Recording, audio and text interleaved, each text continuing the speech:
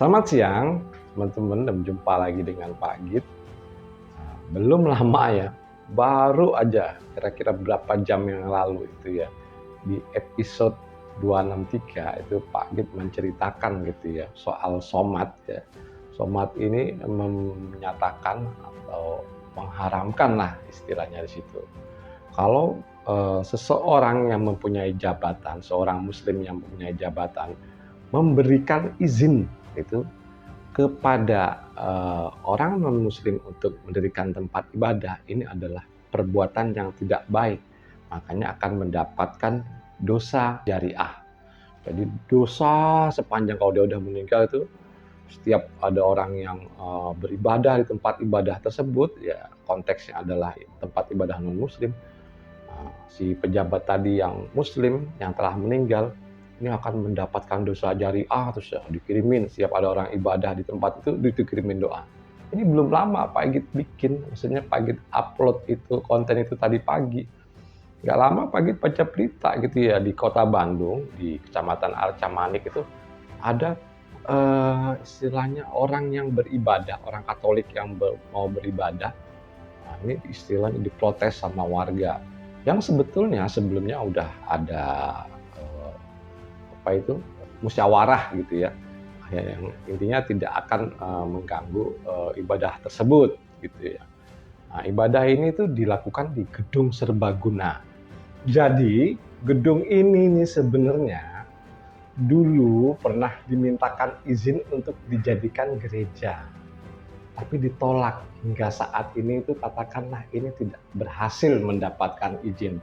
Jadi ide dari keuskupan itu dibuatlah gedung serbaguna yang pada saat itu juga istilahnya musyawarah gitu ya.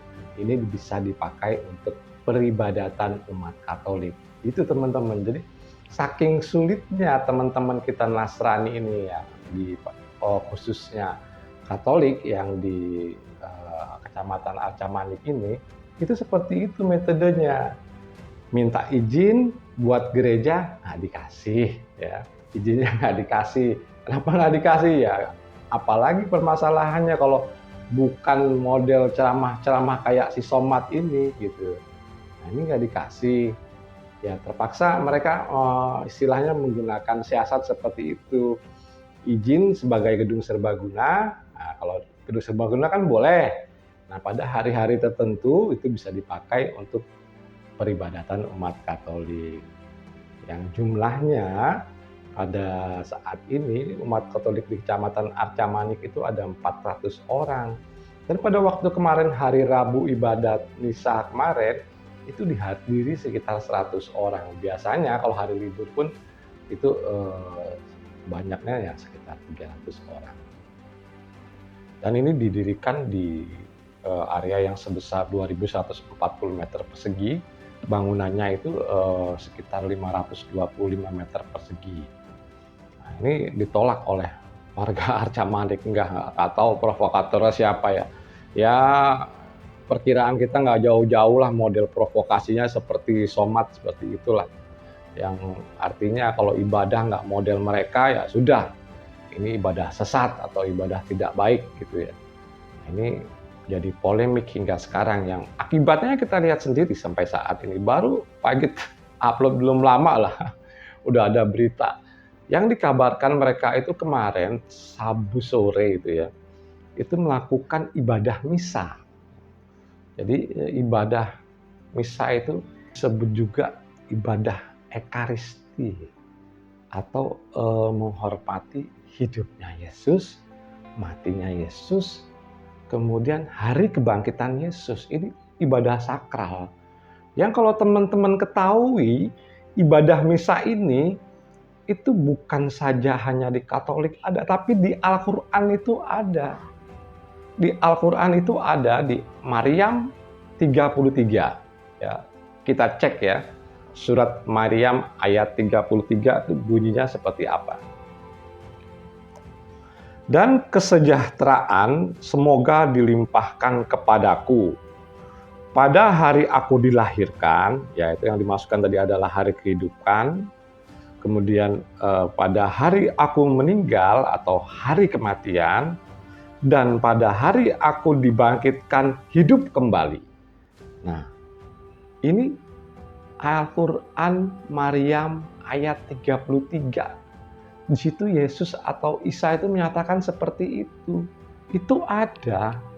Jadi ibadah misa ini itu bukan cuma ada di Alkitab ya teman-teman.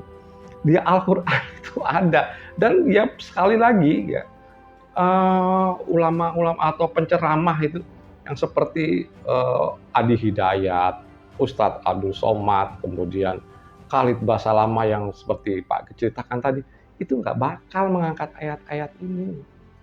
Seperti ayat Maryam 33 ini nggak bakal diangkat, bahwa ibadah misa itu di Al-Quran juga dijelaskan.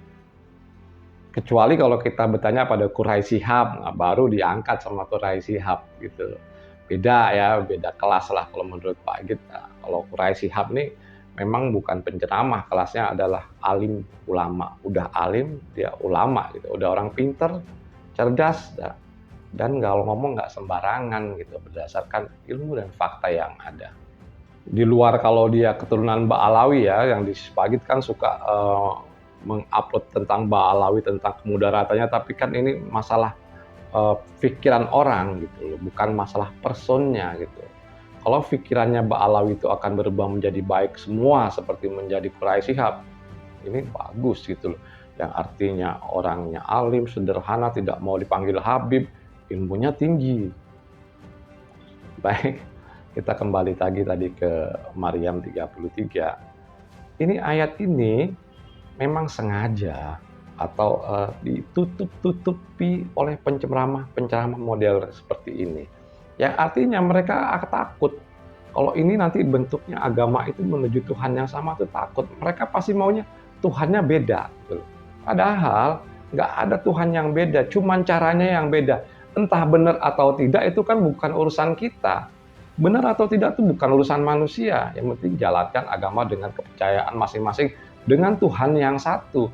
Dimana kalau kita ada melakukan pengakuan kalau Tuhannya beda, berarti kita tidak mengakui kalau Tuhan itu satu. Yang artinya kita adalah menyekutukan Tuhan.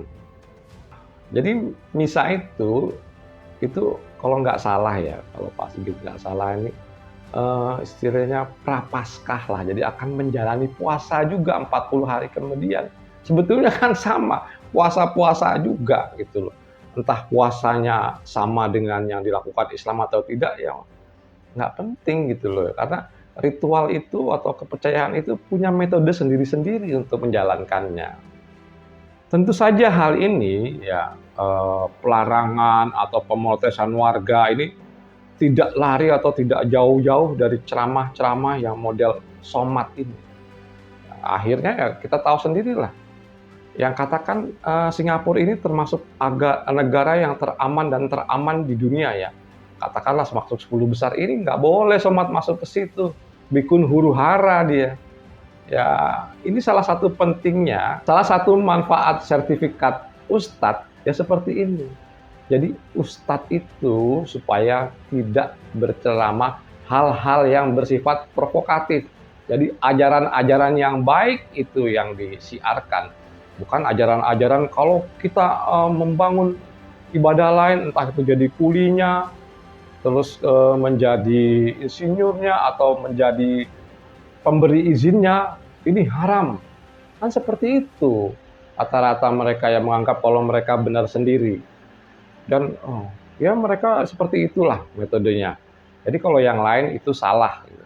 Kalau menurut Pak Git ya semua sih benar-benar aja.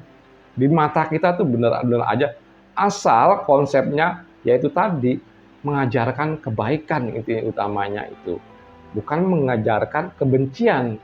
Kalau sudah mengajar kebencian, kita perlu pertanyakan nih ajaran siapa yang diajarkan. Karena pendiri-pendiri agama itu secara logika tidak akan mengajarkan yang namanya kebencian-kebencian terhadap umatnya. Karena yang akhirnya ini akan menimbul perpecahan, perang saudara itu bisa terjadi. Ya kita bisa lihat sendirilah di Timur Tengah sampai saat ini, perang saudara tidak berhenti-henti. dari dulu sampai sekarang. Oke teman-teman, kita ambil kesimpulan dalam hal ini. Ya, disinilah pentingnya penegakan pengajaran ilmu-ilmu agama, yang artinya tidak mengajarkan nilai-nilai kebencian.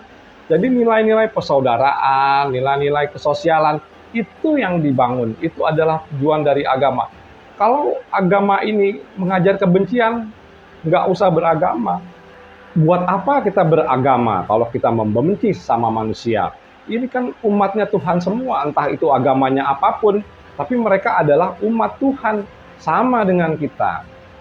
Yang kedua, yaitu yang tadi ya, ibadah misa ini itu bukan hanya ada di Alkitab, teman-teman. Kalau teman-teman tahu, ibadah misa ini itu ada di Al-Quran. Jadi Ekaristi tadi itu ada di Al-Quran, di surat Maryam ayat 33. Yang intinya di situ tentang kehidupannya Yesus, tentang lahirnya Yesus, kemudian tentang kematian Yesus, dan yang ketiga adalah hari kebangkitan Yesus. Ini tertera di Al-Quran. Tapi kenapa ini selalu ditutup-tutupi? Ya kita tahulah. Masalahnya adalah kepentingan politik, kepentingan agama, dan kepentingan finansial. Oke teman-teman, menurut Pak Agit ini cukup sekian dan terima kasih.